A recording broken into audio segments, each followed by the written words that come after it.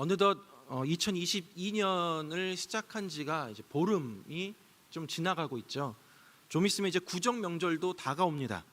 지나온 한 해를 또 되돌아보면 개인적으로든 가정적으로든 교회적으로든 나라적으로든 참으로 다사다난했던 한 해였던 것 같습니다. 슬펐던 일도 있었고 기뻤던 일도 있었고 또 힘든 일도 있었고 즐거웠던 일도 있습니다. 한 해를 되돌아봐도 이렇게 변동이 심함을 느끼는데 우리의 인생이야 오죽하겠습니까? 우리 인생도 마치 놀이기구 타듯이 올라갔다가 내려갔다가를 반복하는 것 같습니다. 누구나 주어진 인생을 살다 보면 업 앤 다운의 인생의 굴곡이 있게 마련입니다. 그런데 성경의 인물 가운데도 이렇게 업 앤 다운의 인생을 심하게 겪었던 인물이 있습니다. 그 인물이 바로 요셉입니다. 요셉의 삶을 우리는 너무나도 많이 알고 있습니다. 우리는 요셉이 한 나라의 총리가 되었다는 사실 때문에 요셉이 성공하고 형통한 삶을 살았다라고 생각을 하지만 사실 요셉의 삶을 되돌아보면 형통과는 거리가 먼 삶이었습니다. 요셉은 야곱의 사랑을 독차지했던 아들이었습니다. 그러나 형들의 미움을 받아서 애굽의 종으로 팔려가게 되죠. 거기서 인정을 받지만 주인의 아내의 유혹을 거절하자 감옥으로 가게 되었습니다. 그 안에서도 주변 동료들에게 인정을 받게 됩니다. 그리고 술 맡은 관원의 꿈을 해석해 줌으로 다시 감옥에서 나올 수 있을 것이다 라는 기대감을 갖게 되죠. 그러나 술 맡은 관원은 그를 까맣게 잊어버리고 맙니다. 그 후에 바로의 꿈을 해석해 주고 요셉이 애굽의 총리가 되게 됩니다. 참으로 인생의 굴곡이 심하였던 요셉의 삶이었습니다. 그러나 성경은 요셉의 삶을 여호와께서 요셉과 함께 하심으로 그가 형통한 자가 되었다라고 표현을 하고 있습니다. 그동안 우리는 복 주시는 하나님만을 지나치게 강조한 나머지 성경이 말하는 하나님의 함께 하심과 형통에 대해서 잘못 이해하는 경우가 많이 있습니다. 오늘 요셉의 삶을 통해서 성경이 말하는 하나님이 함께 하심과 형통의 의미가 무엇인지를 살펴보도록 하겠습니다. 성경에 보면 하나님이 함께 하셨던 또 하나님이 동행하셨던 인물들이 많이 나옵니다. 창세기 5장 24절 말씀에 보면 에녹이 하나님과 동행하더니 하나님이 그를 데려가심으로 세상에 있지 아니하였더라 라고 되어 있죠. 에녹이 하나님과 동행하였다라고 합니다. 에녹만 하나님과 동행하였나요? 창세기 6장 9절 말씀에 보니까 이것이 노아의 족보이니라. 노아는 의인이요 당대의 완전한 자라. 그는 하나님과 동행하였으며 라고 나와 있습니다. 노아도 하나님과 동행하였다라고 하였죠. 이렇게 아담, 에녹, 노아, 아브라함, 이삭, 야곱, 모세, 다윗, 바울 등등 하나님의 백성들은 모두 하나님과 동행하는 삶을 살게 됩니다. 오늘 본문 창세기 39장의 시작과 끝에도 여호와께서 요셉과 함께 하셔서 요셉이 형통한 자가 되었다라고 말씀하고 있습니다.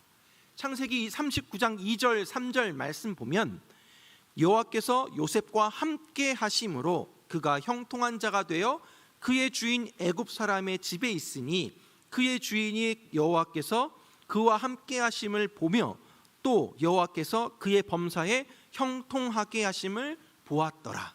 마지막 23절 말씀에 보면 간수장은 그의 손에 맡긴 것을 무엇이든지 살펴보지 아니하였으니 이는 여호와께서 요셉과 함께 하심이라. 여호와께서 그를 범사에 형통하게 하셨더라 라고 말씀이 나와 있습니다. 근데 여러분 생각해 보십시오. 아니 그럼 요셉이 형들에게 버림을 받았을 때는 하나님이 함께하지 않으셨던 것입니까? 또 형통하게 하셨다라고 하였는데 형통해 봤자 보디발의 집에 노예 신분입니다. 그것이 형통입니까? 앞서 언급하였던 것처럼 성경의 인물들도 하나님과 동행하였다라고 합니다. 그런데 그렇게 하나님과 동행하는 그들의 삶이 어땠습니까? 자신들의 뜻과 목적을 이루어가는 삶이었습니까? 아닙니다. 하나님과 동행하는 이들의 삶은 우리가 생각하는 것처럼 평탄하고 순탄한 길만이 아니었습니다. 우리는 생각하기를 하나님이 함께 하시고 동행하시는 삶 속에는 배신도, 모함도, 감옥행도, 미움받음도 없을 것이라고 생각을 합니다. 그런데 성경 인물들의 삶을 보면 꼭 그렇지만은 않다라는 것을 알 수가 있습니다. 우리는 하나님께서 함께 하심과 형통하게 하심에 대해서 오해를 하는 경우가 있습니다. 대부분의 사람들은 하나님께서 함께 하시면, 하나님과 동행하면 걱정, 근심, 두려움이 없고 내 인생에 가난도 질병도 없을 것이다 라고 생각을 합니다. 또한 하나님께서 형통하게 하신다는 것을 돈 잘 벌고 남부럽지 않게 생활하고 건강하게 하고 싶은 것 다 하고 또 자녀들 시집장가 잘 보내고 노후 걱정 없이 살아가는 것이라고 생각을 합니다. 하지만 성경이 말하는 하나님과 함께 하심 그리고 형통의 의미는 조금 다릅니다. 성경은 상황이 좋아지는 것을 형통이라고 말하지 않습니다. 하나님이 말씀하시는 형통은 그런 것이 아닙니다. 오늘 본문에 등장하는 요셉은 인간적인 눈으로 바라보면 전혀 형통하지 못한 삶을 살았습니다. 요셉은 아버지 야곱의 사랑을 독차지하며 장자를 상징하는 채색 옷을 입고 살았습니다. 그런데 형들의 미움을 받아서 노예로 팔려갑니다. 하나님이 그와 함께 하지 않았나요? 아니요, 그렇지 않습니다. 보디발 집에 종으로 팔려왔지만 요셉이 하는 모든 일에서 하나님이 도우심을 경험하게 됩니다. 다시 한번 오늘 본문 2절 3절 말씀에 보면 여호와께서 요셉과 함께 하심으로 그가 형통한 자가 되어 그의 주인 애굽 사람의 집에 있으니 그의 주인이 여호와께서 그와 함께 하심을 보며 또 여호와께서 그의 범사에 형통하게 하심을 보았더라 라고 되어 있습니다. 요셉이 하나님과 함께 하는 것을 주변 사람들도 보고 듣고 경험하여 알았습니다. 그리하여 보디발의 인정을 받게 되어서 집안의 모든 것을 총괄하는 가정 총무가 됩니다.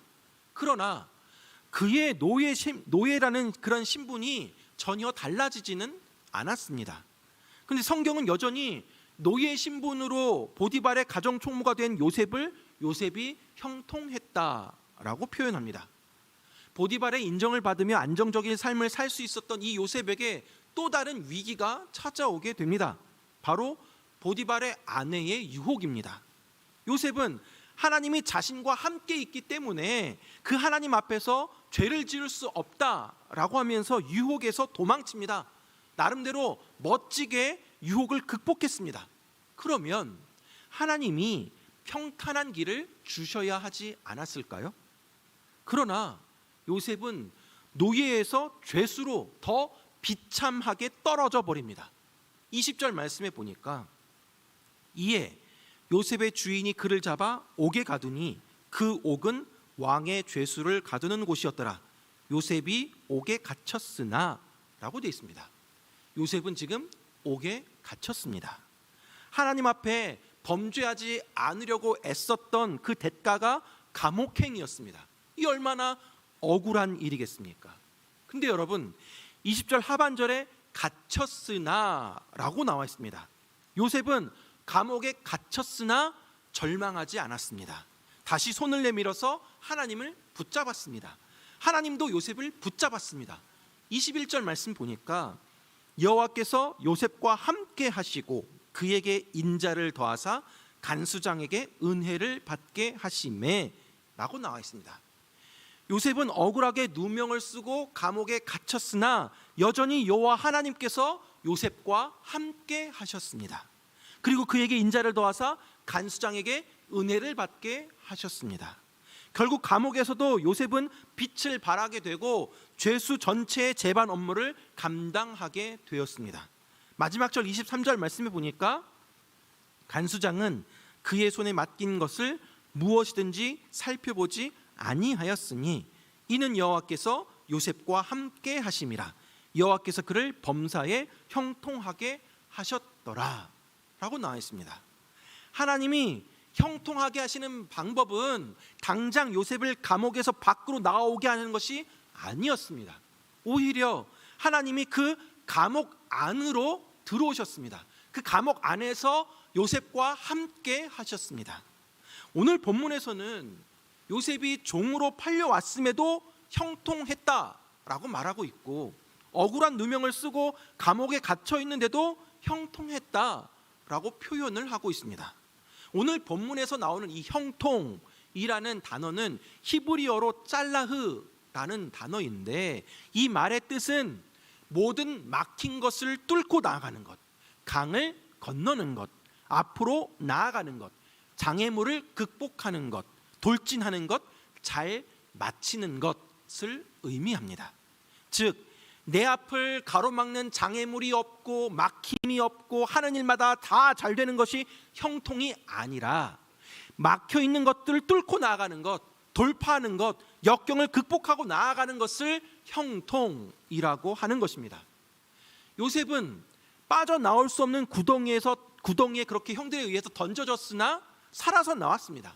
또 노예로 팔렸으나 장군의 집에서 총무일을 보았습니다.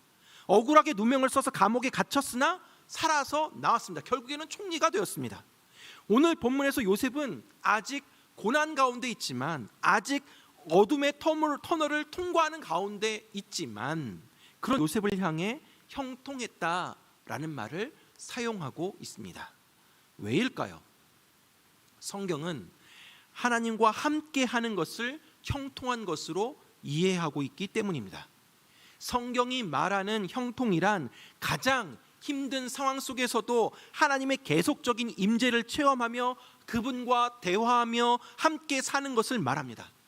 그 어떤 상황에도 하나님을 붙잡는 것, 그 어떤 시간에도 하나님께 붙들려 사는 것, 그것이 바로 성경이 말하는 형통의 참된 의미입니다. 사랑하는 여러분, 오늘 본문의 요셉의 삶을 보십시오. 어디 하나 요셉의 뜻대로 된 것이 있습니까? 하다 안 되니까 나중에 요셉이 술 맡은 관원장의 꿈을 해몽해 주면서 저는 억울하게 잡혀온 사람입니다 라고 자신의 억울함을 토로합니다. 하나님은 그 요셉의 억울함을 곧바로 풀어주시는 것이 아니라 하나님의 계획의 시간표 안에서 그가 겪어야 할 그러한 모든 것들을 다 겪도록 놔두십니다. 요셉은 아버지의 사랑을 독차지했던 아들에서 노예로 팔려가고, 주인의 인정을 받는 노예에서 억울한 누명을 쓰고 감옥의 죄수로 전락해 버립니다. 그럼에도 불구하고 요셉은 내 뜻대로가 아닌 하나님의 계획과 시간에 자신을 맞추는 삶을 살아갑니다. 그것이 바로 하나님과 동행하는 것입니다. 그래서 성경 계속해서 요셉에 대해서 하나님께서 함께 하심으로 그가 형통하다라고 말하고 있는 것이죠. 예수님께서도 십자가를 앞에 두시고 땀방울이 핏방울 되기까지 기도하신 다음에 아버지여 내 뜻대로 마시고 아버지의 뜻대로 되길 원합니다 라고 그렇게 말씀하였습니다. 예수님은 자기의 뜻이 아니라 하나님 아버지의 뜻에 맞춰서 자기의 고집이나 주장을 내려놓고 하나님의 뜻에 순종하였습니다. 이것이 바로 하나님과 동행하는 삶입니다. 또한 하나님과 동행하는 것은 하나님의 임재 가운데 사는 것을 말합니다. 우리는 머릿속으로만 하나님을 생각하면서 신앙생활하는 경향이 있습니다. 그러다 보니까 습관적으로 교회에 나오는 것만으로 하나님 믿고 산다라고 생각을 합니다. 그러나 하나님께서는 실제적으로 우리의 삶 속에 임재해 계십니다. 하나님께서 우리와 함께 하시다는 것, 즉 임마누엘이야말로 성경 전체를 꿰뚫고 있는 주제입니다. 이 하나님의 임재를 언제나 생생하게 느끼며 사는 것이 바로 하나님과 동행하는 삶입니다. A.W. 토저라는 사람이 이런 말을 했습니다.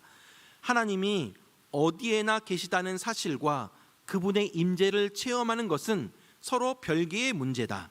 하나님의 임재를 의식하지 못해도 그분은 늘 어디에나 존재하신다. 하지만 하나님의 임재를 의식할 때만 그분의 나타나심을 경험할 수 있다. 하나님의 은혜의 빛이 충만한 삶을 사느냐, 이름뿐인 신앙생활을 하느냐는 그분의 나타나심을 체험하느냐 못하느냐에 달려 있다. 하나님과 동행하는 삶은 매일의 삶 속에서 나와 함께 하시는 그 하나님을 경험하는 것입니다. 모든 사물 속에서, 모든 상황 속에서 하나님의 손길을 느끼는 것이고 역사와 만물을 주관하시는 하나님을 바라보는 것입니다. 이것이 바로 하나님과 동행하는 삶입니다. 사랑하는 여러분, 여러분은 하나님께서 항상 나와 함께 계시다는 것을 기억하며 경험하고 계십니까?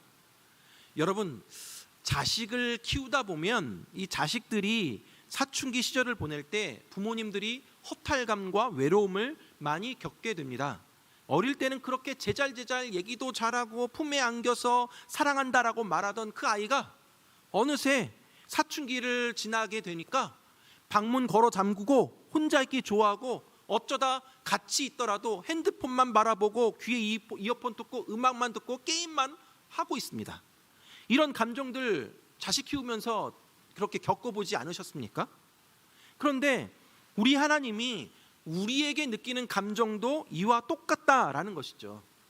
우리는 하나님과 함께 가기는 가는데 하나님이 옆에 있기는 있는데 그냥 나 혼자 핸드폰 보고 게임하고 혼자 이어폰 끼고 듣는 것, 그냥 음악 듣는 것과 마찬가지입니다. 하나님은 함께 걸어가면서 함께 동행하면서 이런저런 얘기 함께 하고 싶은데 우리는 내가 필요할 때만, 내가 아쉬울 때만 하나님을 찾습니다. 우리는 하나님이 옆에 있는 것을 아는데 그 하나님의 임재를 누리지 못하고 있습니다. 하나님이 내 옆에 있는데 하나님이 지금 외로워하고 있습니다. 이것이 바로 우리의 모습입니다. A.W. 토저는 또 이렇게 이야기합니다. 기독교의 핵심은 구원받은 영혼이 하나님과 끊임없이 솔직한 사랑의 감정을 주고받을 수 있다는 데 있다라고 말하고 있습니다. 우리 그리스도인들은 구원받은 것으로 만족하는 것이 아니라 하나님과의 친밀한 관계를 유지하는 삶을 살아가야 합니다. 사랑하는 여러분, 더 이상 하나님을 외롭게 하지 마시기 바랍니다. 하나님의 임재를 누리며 하나님과 함께 살아가는, 하나님과 함께 동행하는 저 여러분들 되길 간절히 바랍니다. 말씀을 맺도록 하겠습니다. 사랑하는 여러분, 오늘 우리는 요셉의 삶을 통해서 하나님과 함께 하심 그리고 형통의 의미에 대해서 살펴봤습니다. 요셉은 자신의 잘못으로 애굽의 종으로 팔려간 것이 아닙니다. 단지 가족들에게 자기가 꾼 꿈을 이야기했고 아버지 야곱이 편애를 해서 형들의 미움을 받아서 애굽에 팔려간 것입니다. 형들의 잘못으로 노예의 삶을 살게 된 것입니다. 또한 애굽에서의 감옥 생활도 요셉의 잘못으로 감옥에 들어간 것이 아닙니다. 보디발의 아내 유혹을 물리친 것으로 인해서 감옥에 가게 된 것입니다. 내가 잘못한 것도 없는데 자기를 팔아버리는 형들 때문에, 내가 잘못한 것도 없는데 자기를 유혹했던 주인 마님 때문에 고난의 길을 걸어갔던 것입니다. 요셉의 삶은 우리가 생각하는 형통의 삶이 아니었습니다. 그러나 성경은 요셉의 삶 속에서 하나님이 함께 하시고 형통케 하셨다라고 말하고 있습니다. 사랑하는 여러분, 하나님과 함께하는 삶이라고 해서 결코 고난이 없는 것이 아닙니다. 하나님의 자녀라고 해서 항상 성공하고 형통하고 잘되고 건강하고 풍요로운 삶을 사는 것이 아닙니다. 우리가 고난이나 고통의 문제를 다 풀 수는 없지만 하나님의 관점에서 바라보아야 합니다. 하나님은 요셉을 노예로 팔려가지 않게 하실 수도 있었고 억울한 누명을 쓰고 감옥에 가지 않게 하실 수도 있었습니다. 또한 감옥에서도 금방 빠져나오게 하실 수도 있었습니다. 우리는 그렇게 하시는 것이 하나님이 함께 하심이고 형통이라고 생각을 합니다. 하지만 하나님은 요셉의 삶을 그렇게 이끌어가지 않으셨습니다. 왜일까요? 하나님은 이러한 과정들을 통해 요셉을 훈련시키고 준비시키셨습니다. 근데 요셉은 전혀 모릅니다. 하지만 하나님께서는 요셉을 향한 계획이 있으셨습니다. 하나님은 장차 요셉을 통해 애굽과 이스라엘을 흉년으로부터 구원해내고자 하십니다. 더 나아가서는 아브라함과 이삭과 또 야곱에게 약속하셨던 씨의 약속, 한 민족을 이루게 하시겠다는 그 약속을 이루기 위해 요셉을 사용하십니다. 우리의 삶도 마찬가지입니다. 우리의 인생이 마치 암흑과 같은 터널을 지나가고 있는 것 같이 그런 느낌이 있을 때도 있습니다. 광야와 같은 인생을 살아가기도 합니다. 아무것도 안 보이고 답답한 인생을 살아가고 있습니다. 하나님은 우리를 어둠의 터널 속에서 금방 빼내실 수도 있습니다. 아니, 아예 어둠의 터널 가운데 들어가지 않게 하실 수도 있습니다. 그러나 그렇게 인도하지 않을 때도 있습니다. 왜일까요? 그것은 각 사람마다 하나님이 사용하시는 때가 다르고 그 사람을 다루시는 하나님의 방식이 다르기 때문입니다. 우리의 인생의 터널 가운데 우리가 있다면, 우리가 지금 광야 가운데 있다면 하나님이 그곳에서 배우고 경험하고 깨닫게 하시는 무언가가 있음을 우리는 믿어야 합니다. 우리 하나님은 사랑하는 자신의 자녀가 의미 없는 고통을 당하는 것을 기뻐하시는 분이 아니십니다. 하나님은 절대로 우리를 버리시지도 떠나시지도 않으십니다. 하나님이 우리의 상황을 모르시는 것도 아닙니다. 그러나 그분은 우리가 충분히 성숙하기까지 멈춰서서 지켜보고 바라보고 있으십니다. 요셉이 인생의 고난을 겪는 과정 속에서 하나님이 요셉과 함께 하셨으며 요셉을 인도하셨습니다. 그리고 요셉도 그런 하나님을 믿었습니다. 우리도 마찬가지입니다.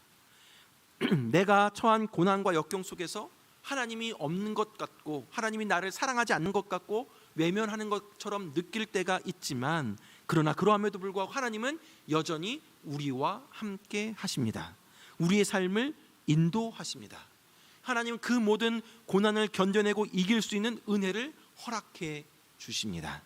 인생의 역경과 어두움 속에서도 믿음을 잃지 않고 이겨내었을 때 거기에서 하나님의 영광이 드러나게 되는 것이고, 그것이 바로 형통한 삶이 되는 것입니다. 사랑하는 여러분, 2022년 올 한 해 원치 않는 어려움과 고통들이 우리에게 찾아온다 할지라도 잘 참으시고 또 잘 견디시며 인내하며 뚫고 나아가시기 바랍니다. 지금 당장 우리는 알지 못하지만 합력해서 선을 이루시는 하나님께서 나를 통해 하나님의 뜻을 이루어 가실 것을 믿으며 내 뜻이 아닌 하나님의 뜻에 맡기며 하나님과 함께하는 삶을 살아갑시다.